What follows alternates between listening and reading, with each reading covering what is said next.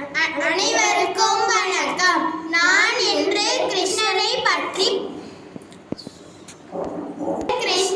பற்றி பாட வந்துள்ளேன்.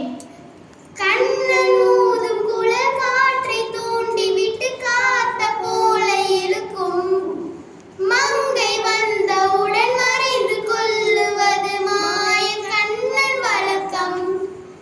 காடை இறந்து விட கண்கள் சிவந்து விட காதல் ராதை அடைந்தாள். அவனை தேடி அவள் கண்ணை துளைத்து விட்டு ஆசை நோயில் விழுந்தாள்.